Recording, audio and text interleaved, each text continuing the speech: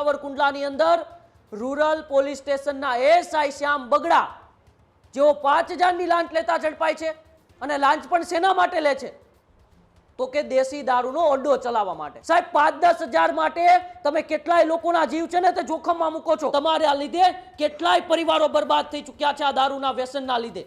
તેમ છતાંય અધિકારીઓ નથી સુધરતા। લોકો કહે છે કે ગુજરાતની અંદરથી દારૂબંધી હટાવી દો, પરંતુ દારૂબંધી હટશે તો પછી આ પોલીસના હપ્તા ક્યાંથી આવશે ભાઈ? જ્યારે જ્યારે લઠ્ઠાકાંડ થાય છે, જ્યારે જ્યારે લોકો જીવ ગુમાવે છે, ગેરપ્રવૃત્તિઓ સાથે જોડાયેલા બુટલેગરો પકડાય છે, ત્યારે તેમની પાછળ માત્ર ને માત્ર કોઈનો હાથ હોય તો એ ખાખી વર્દીમાં રહેલા પોલીસ અધિકારીઓનો જ હાથ હોય છે। આવા દેશી દારૂના અડ્ડા ચલાવતા બુટલેગરોને તમે છાવરશો?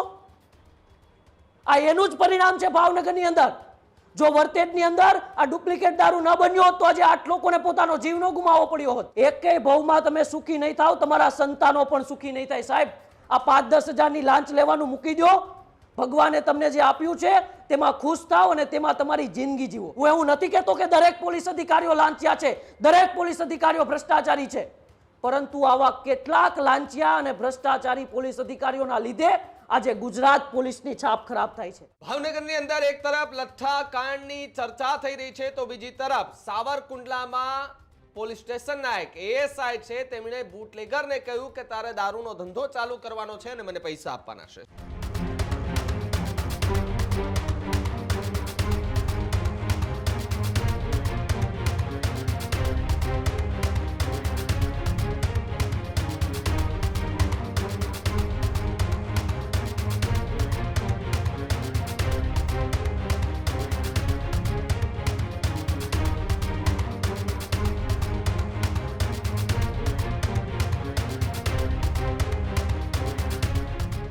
સાવરકુંડલાના રૂરલ પોલીસ સ્ટેશનના એએસઆઈ લાંચ લેતા ઝડપાયા છે।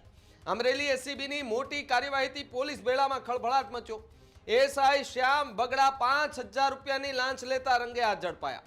ઉળિયા ગામની સીમમાં લાંચ લેતા એસીબીએ ઝડપી પાડ્યા છે, જ્યાં 10000ની લાંચ માંગ્યાનો આક્ષેપ થઈ રહ્યો છે।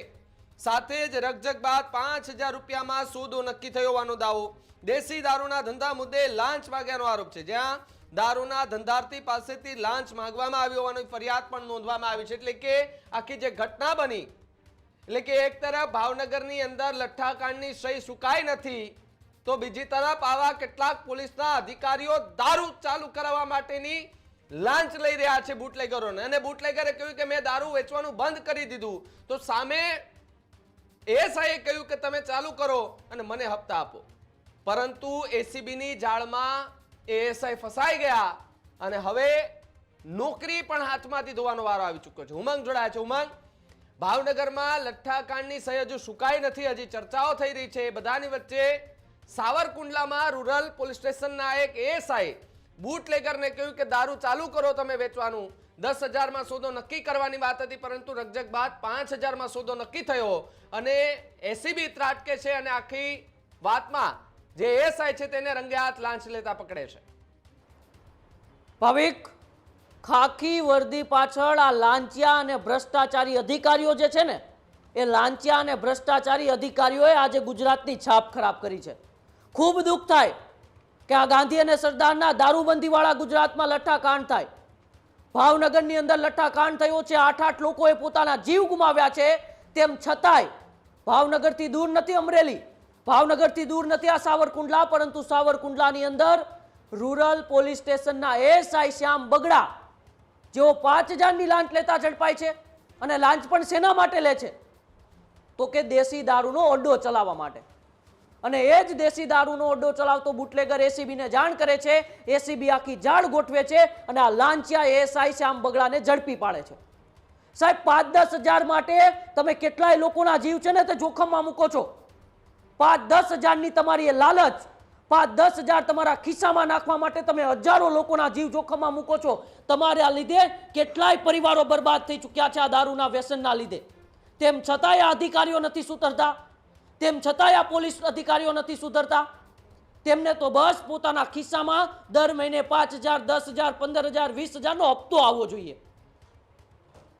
લોકો કહે છે કે ગુજરાતની અંદરથી દારૂબંધી હટાવી દો, પરંતુ દારૂબંધી હટશે તો પછી આ પોલીસના હપ્તા ક્યાંથી આવશે ભાઈ? આ પોલીસના હપ્તા એ દારૂ ઉપર જ નિર્ભર છે ફરી એક વખત ગુજરાતની અંદર સાબિત થઈ ગયું છે.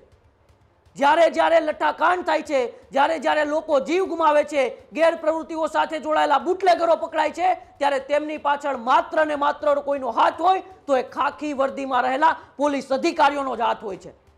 આજે સાવરકુંડલાની અંદર ખુદ દેશી દારૂનો એ અડ્ડો ચલાવતો બુટલેગર કહે છે કે હમણાં દેશી દારૂનો અડ્ડો મારે નથી ચલાવવો. તેમ છતાં એએસઆઈ તેમને કહે છે કે તું દેશી દારૂનો અડ્ડો ચલાવ અને મને 5,000ની લાંચ આપ. ત્યારબાદ એ બુટલેગર છે તે એસીબીને જાણ કરે છે, એસીબી ત્યાં પહોંચે છે, આખી જાળ ગોઠવે છે અને આ લાંચિયા શ્યામ બગડાને પકડી પાડે છે અને રંગે હાથ 5,000ની લાંચ લેતા પકડી પાડે છે. તમે એએસઆઈ કક્ષાના અધિકારી છો, તમારી ઉપર લોકોને ભરોસો હોય, તમારી ઉપર લોકોને વિશ્વાસ હોય. તમે પહેરેલી જે વર્દી છે ને સાહેબ, એ વર્દી તમને આ જનતાના પ્રતાપે મળી છે અને એ જ વર્દીના પ્રતાપે તમે જનતાનો જીવ જોખમમાં મૂકો છો. આવા દેશી દારૂના અડ્ડા ચલાવતા બુટલેગરોને તમે છાવરશો. આ એનું જ પરિણામ છે ભાવનગરની અંદર. જો વર્તેજની અંદર આ ડુપ્લિકેટ દારૂ ન બન્યો હોત તો આજે 8 લોકોને પોતાનો જીવ ન ગુમાવવો પડ્યો હોત. હજુ પણ કેટલાક લોકો ક્રિટિકલ સિચ્યુએશનમાં છે. કોણ જવાબદારી લેશે? ભાવનગર એસપી જવાબદારી લેશે? તમે તો કહી દીધું કે Vartej PI suspend, LCB PI suspend. Suspend કરવાથી શું થશે? આ જે લોકોના જીવ ગયા છે, જે લોકોએ પોતાના પરિવારજનો ગુમાવ્યા છે, કેટલાય સંતાનોએ પોતાના પિતા ગુમાવી દીધા, કેટલી પત્નીએ પોતાના પતિ ગુમાવી દીધા, એમના જવાબદાર કોણ? તમારા હપ્તા જવાબદાર છે? નહીં, તમારી માનવતા જવાબદાર છે. તમારી એ લાંચી અને ભ્રષ્ટાચાર, તમારી જે માનસિકતા છે ને, એ માનસિકતા જવાબદાર છે. ક્યાં સુધી ગુજરાત આવા લાંછનમાંથી અને આવા જે કલંક છે તે કલંકમાંથી દૂર નહીં થાય? તમારા જેવા અધિકારીઓના લીધે દૂર નહીં થાય. 5,000ની લાંચમાં તમે 5,000ની લાંચમાં દેશી દારૂનો અડ્ડો ચલાવવા દો છો. જે 2% ભોજન જે પરિવારને નથી મળતું, એ પરિવારમાંથી લોકો આ દેશી દારૂના રવાડે ચડી જાય અને આખો પરિવાર બરબાદ થઈ જાય. બાળકોને શિક્ષણ ના મળે, ઘરે પત્નીને ખાવાનું ભોજન ના મળે. તેમ છતાંય તમે કહો છો કે તમે દેશી દારૂના અડ્ડા ચલાવો, અમારા ખિસ્સામાં ખાલી પૈસા મૂકો. એકેય ભાવમાં તમે સુખી નહીં થાવ, તમારા સંતાનો પણ સુખી નહીં થાય. સાહેબ, આ 5-10 હજારની લાંચ લેવાનું મૂકી દો. ભગવાને તમને જે આપ્યું છે તેમાં ખુશ થાવ અને તેમાં તમારી જિંદગી જીવો.